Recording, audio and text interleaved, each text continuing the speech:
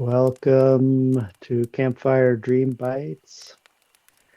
Let's have a little opening attunement together. If you're comfortable closing your eyes and sitting upright, feel free. In any case, drop into your own body, coming into the center of yourself, whatever that means to you. Feel into your own skin. Feel the breath as a wave coming through the body. Let's open a breath all the way into the belly, opening and expanding the belly. As we release, let's just hold for a moment and feel the peace that's invoked, relaxation, breathing in and out easily, slowing down just a little bit, the pace, breathing again into the heart. Let's breathe into the open heart, inviting a little more spaciousness there, inviting a little peace to the heart. And let's also invite a breath into the mind, peace to the mind, looking out at that horizon and that point between the eyebrows. See a sea glistening with sunlight. Imagine yourself as a wave on the ocean. And with the breath, let's dive into the ocean like the whale breath, breathing from the top of the head down to the belly, diving beneath the surface, just feeling what you're feeling, inviting that glittering sunlight flickering on the ocean waves down into the belly, like a shower of a million tiny droplets of gold and multicolored light, cleansing and clearing. A trillion little smiley faces, dropping into the dark, dark places and smiling at them, holding them. Let's feel into the belly. Let's move towards the campfire, walking easily on our own paths. Imagine yourself on a path, walking towards the campfire, the fire in the belly, moving into a clearing in the forest, perhaps, clearing the space, feeling our own movement towards a place around the fire that's just for us. There's a place just for you where we can warm by the fire and share our own sparks of experience. And in this space of coming together, we see there's a ring of stones around the fire, and so we naturally give thanks for the stones, the stone people. We feel the presence of the trees and the plants around us, giving thanks for the plants and the standing ones, and warming ourselves. We invite the animals. There's creature teachers, any animals that wish to be here, giving thanks for the animals, giving thanks for the ancestors, the benevolent beings of light, and the future generations, coming into a place of deepening gratitude for this opportunity to connect and to sit and listen and to share our own voices for the highest good. And let's let that go with another deep breath, dropping into the silence for just a moment. And thank you so much for being here. When I go into this silence or stillness just for a moment, maybe this is an experience to share. You know, there's such a bubbling feeling of a little more peace that it sometimes is difficult to come back. Like, it's okay to bask here for a while. And I'll just share since I started speaking. This is David. We're coming together around a theme of not having a specific theme, which is really fun. And my most recent animal energy from a dream has been this dream of the white horse. It was like a lot of my dreams. It was just there. It wasn't really a storyline or an activity or anything like that. But it got me to contemplating the horse and the color, you know. And I don't have a lot of personal interactions with horses. I haven't had a relationship with a horse in the physical world. I haven't had that opportunity. Just a couple of times when I've ridden on one, and was never trained in riding a horse. But the energy of the horse is so powerful. In fact, Jamie Sams gives the uh, keynote of power for the horse, and David Carson in the medicine cards. And in our gene keys and our dream arc contemplation, horse is this amazing symbol of uh, benevolent revolution.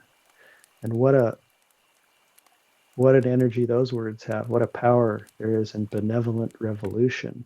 And so I got this feeling of you know moving through this energy in this time of bringing the dream into manifestation, like making real the dream is a theme of this sort of transitional time that we're in. Meaning, for me, it's simply a dream of a benevolent world, a dream of uh, my life lived in and from uh, joy rather than sorrow, but very simply.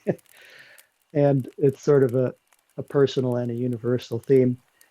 So to feel the horse there is quite beautiful. And the horse having historically been this energy of helping people to get up off the ground and move, to travel across many long distances, and to, the horses that have pulled the plows to create agriculture. And, before we had machinery, we were so integrated with the horse.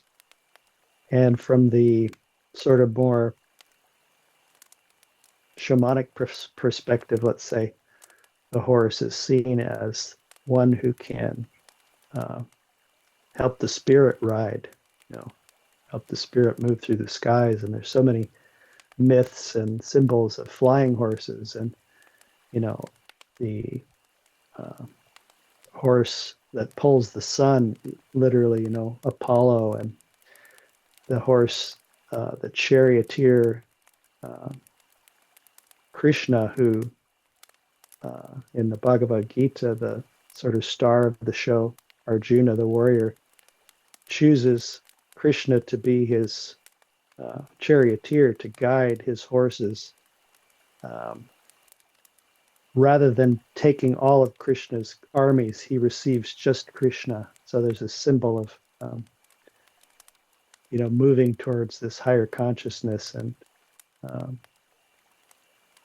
using the senses for the highest good. The horses, many horses of the senses. And so anyway, I just love the places this is taking me, and the invitation. Really, I feel like there's an invitation here to stepping into my own power, and that seems to be a real strong theme in the group field for me too. When I feel into it, like this call to come into my truth, to step into my authority, and to um, act from that, to do something from that place of beingness, which is always the sort of the balancing point in, if I speak of gene keys for a moment, in the activation sequence, the being and the doing. So uh, yeah, if you love the horse, then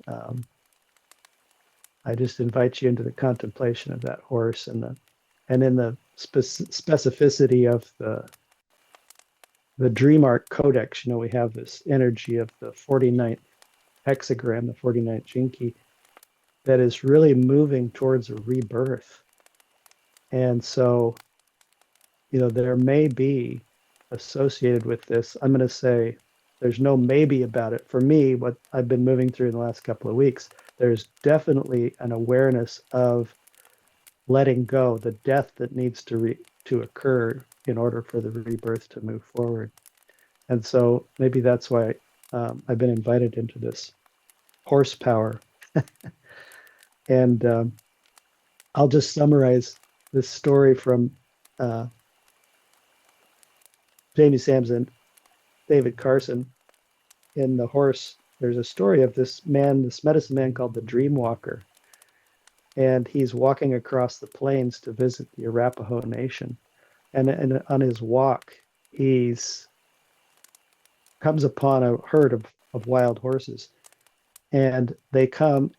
Four of them come to speak to him. First, it's the black horse, and the black horse says, "Do you have questions? Because if you have questions, you need to go into the dark void to receive your answers, and I'll be there for you." And then the yellow horse comes, the yellow stallion, and offers to take him east, where the illumination lives, he says. And once you find this illumination or move towards this illumination, you can teach, you can help others. You can use those gifts that you received, from the dark void.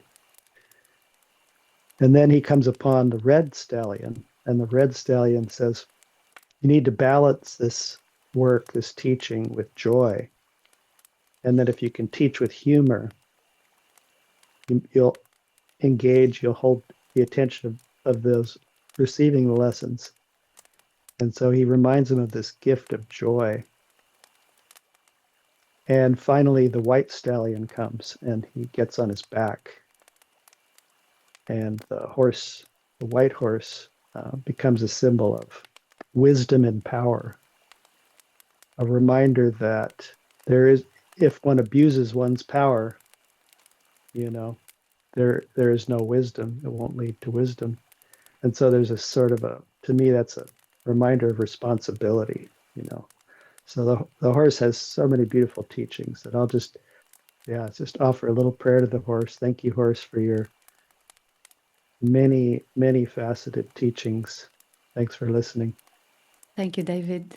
Thank you for bringing us into this space and for sharing the wonderful story of horses.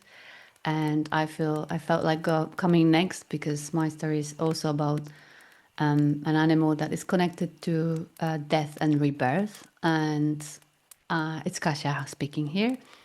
And I was actually debating because this week I was just tuning in which animal wants to come through for the chat. And as I go on my evening walks, there was a fox that just appeared. And that's very rare to see the fox. Well, not maybe rare, but it's not as common just to see the fox cruising just like that in 9 p.m.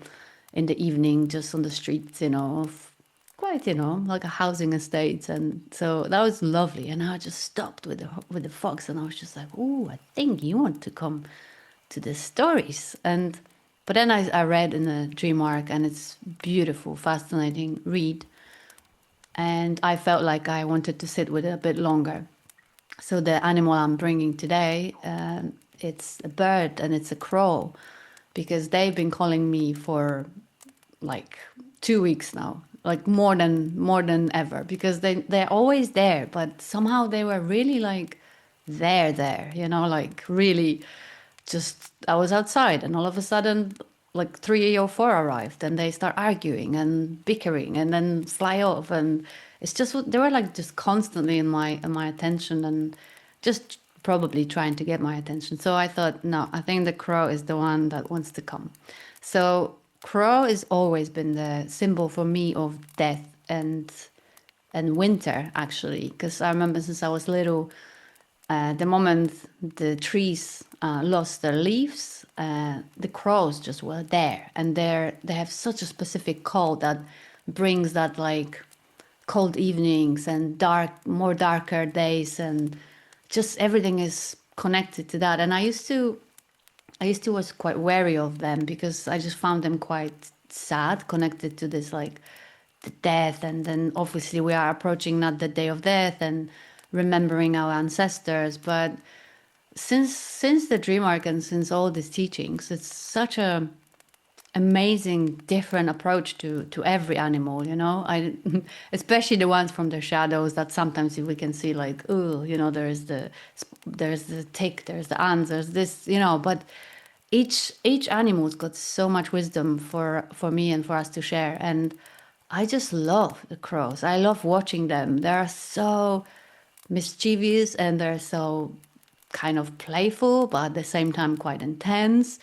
And that reminded me, as I was just like a few evenings now walking and hearing them in the day, in the evening, I was just like, which story wants to come through? And then I remembered that quite a few years ago, probably about 5 years ago, I started collecting stories about animals when I connected with Rosie, the co-creator of the Dream Arc.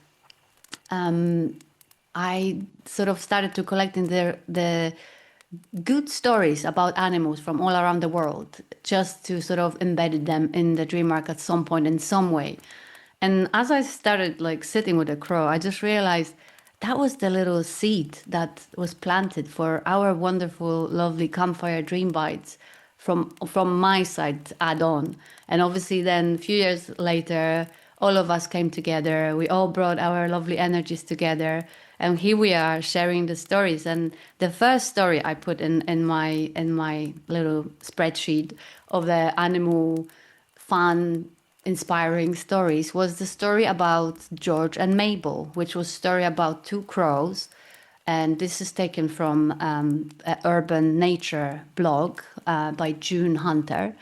And she's just was observing the two crows in her neighborhood, and she named them George and Mabel.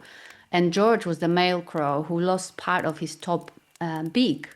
So basically, the pair just collaborated together. Like Mabel was standing guard while George learned how to scoop food sideways, and she was also bringing the food for him, just was feeding him, which was such a sweet story to of like basically care and like cooperation, and how animal kingdom, human kingdom, any kingdom is like at the end of the day, somewhere deep down, there is love, there is love. And when there's some challenges and we all find a ways to overcome them, especially when we like pair together like this lovely sweet couple. So I just thought I'll bring this story because not only is a story that like warmed my heart back then, like about 5 years ago or so, but it also is the story that reminds me of the fact that there's always some little seeds that we plant, like the stories that come to us, inspire us, and there's some sort of idea. Because I completely forgotten about that. And then that idea just sort of blossomed as we gathered together in our gathering, and somehow the idea just then became the reality, which we are now here sharing our wonderful stories. So I love it for that reason as well, that we all are part of this like wonderful goblin of, and we weave all our threads together, and there's always little signs and symbols. And my symbol of inspiration was definitely George and Mabel. Then it warmed my heart, but also it definitely contributed to, creating the good news, the tales of joy that we keep recording here. And I'm so grateful and happy for that. So yeah, thank you so much. This is Margaret. I'll jump in now. I love the connectedness of your interactions with the crow, bringing you to something that happened a long time ago, as that's sort of what I'm experiencing too, is this interaction and with a bear. And it was actually a dream that I had not too long ago, about a week or two ago. And I dreamt that I was just, somewhere on our land here, and I looked up and in the forest, but on some kind of a porch was this grizzly bear. And there isn't a some kind of a porch in my forest, but there was in the dream, and it was this giant grizzly bear, and he was looking right at me, and in the dream, sort of the distance disappeared between us, so that I was looking straight in this grizzly bear's face. And I called out to my husband, and I said, "Grizzly bear!" I kind of yelled it out, and he was somewhere behind me. And I started moving. I don't know if I was running or just kind of moving quickly towards the barn. And as I looked back to see where the bear was, he was running towards me. And then I woke up. And when I shared the dream with my husband in the morning, he reminded me that was the symbol that his mother was very associated with, was the California grizzly bear. And she was very, very close to transitioning at that time. And later that day, we got a call from the hospice that she was very close to transitioning. And so I felt like, and we both felt very strongly that this was a message from her. And then the next day, my husband and I encountered a bear, not a grizzly bear, but a very large bear near our pond. And then she passed away that night. His mother passed away that night, and has been really, really present with us in all kinds of ways. And the bear keeps showing up.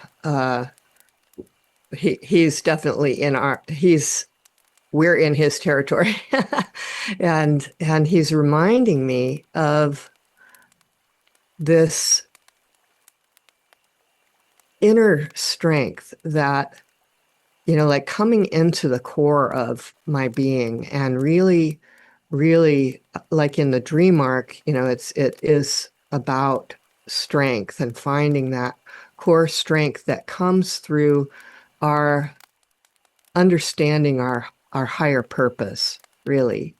And it was interesting to me because I've been contemplating that, like I feel really aligned with my purpose, but I feel also that it's evolving into these unknown territories where I feel an incredible amount of vulnerability.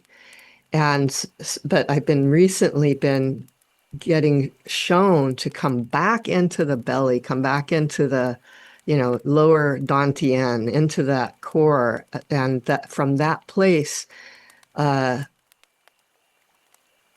connectedness with everything comes forward. And as I contemplated that, I remembered, and the intuition and the deep knowing, comes about through that core stability. And it reminded me that years ago, after I think I've shared bear stories in these dream bites before, but one of the things that happened after I had multiple encounters in the waking time with bears, I had this series of dreams that happened one night, and it was dream after dream of being eaten by a bear in all kinds of different circumstances. I was eaten by a bear as I got up out of my bed. A bear came and ate me. And then I was walking down the street in my town, and a bear came and ate me. And I was, just one after another. There was like 6 or 7 different, and I was trying to get away from the bear, obviously, but in the very last part of the dream, the bear, I was running down my parents' the steps to my parents' basement, and I knew the bear was chasing me, and I slammed the door behind me, and I'm standing there facing the door, and I had this realization. It was like, you know what's going to happen. The bear is going to eat you. And so I said, okay. And I opened the door and I just sort of presented myself to the bear, and it ate me. And I woke up and oh wait, there was the final dream, final part of the dream was that I was sitting around a campfire. Sorry, this is a crucial part of this story. I was sitting around a campfire telling my spiritual family, my Tiosh Paye, about all my encounters with the bear, and we're sitting on these stumps, and all of a sudden, from the middle of nowhere, comes this bear, and he comes running towards me, and he grabs me and he drags me off into the forest as I'm telling the stories about the bear. So I wake up, and I said to my husband, I've been eaten by bears all night, or it seemed like all night. And he said, really? I just had a dream that we were sitting around a campfire with our Tiosh Paye, and you were telling the stories about the bear, about all your encounters with bears. And this bear came and attacked you and dragged you into the forest. And I said, yes, exactly. That's exactly what happened. And so that reminder to me was this, when we come into that core stability, and that's what I feel like I'm being invited to do, is to really find that core stability, so that connectedness and that telepathy and that intuition and that knowingness can just sort of flower and evolve. And so that's my story for today. Thank you for listening.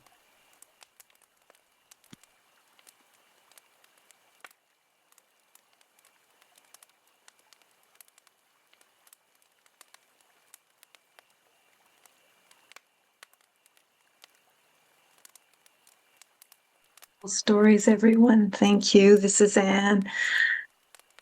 So my story is a little more shifting, and I have a human story, and I'm going to mix it in with an elephant story.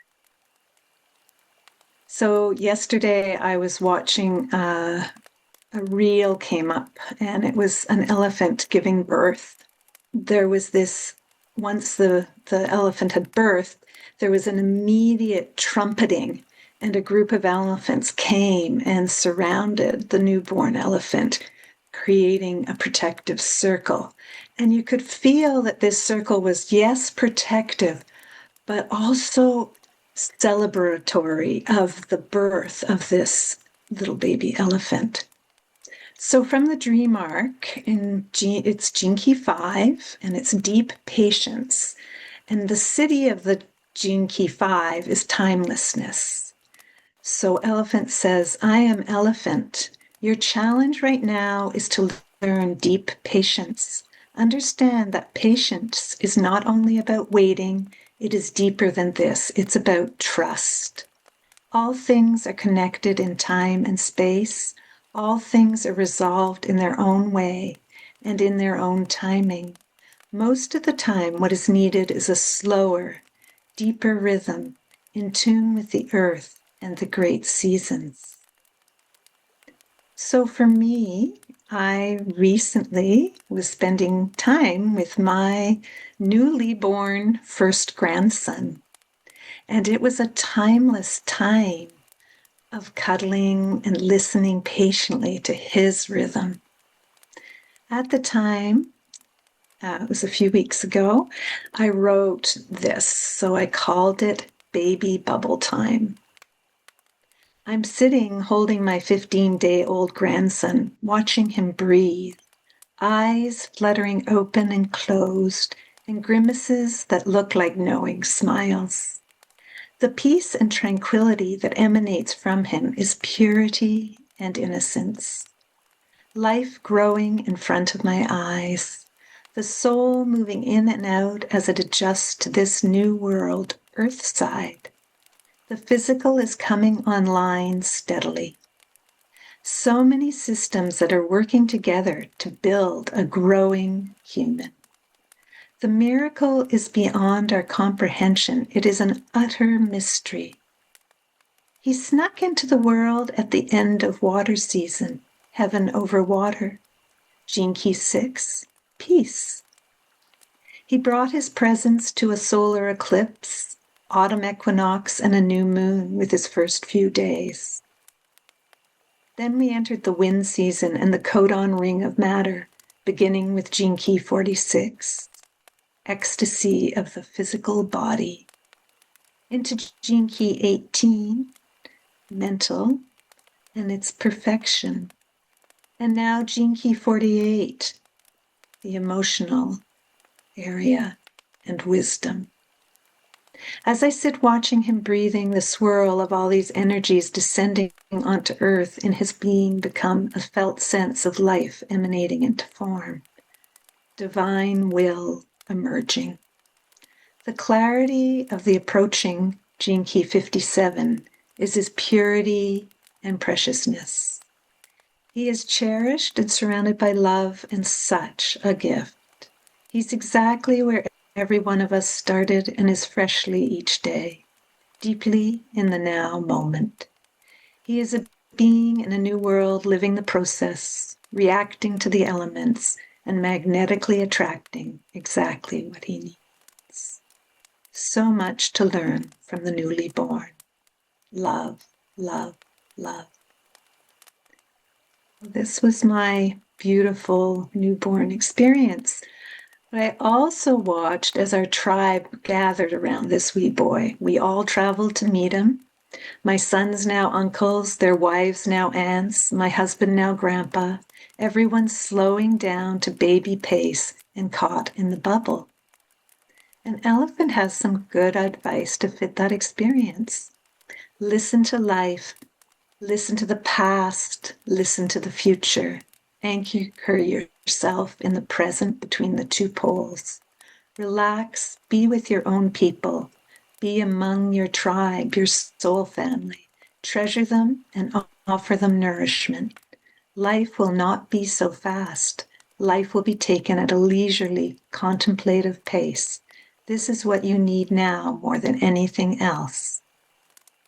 Listen to the trumpeting of our ancestors as they celebrate each other, their friendships, and their sense of fun and play and laughter to be together.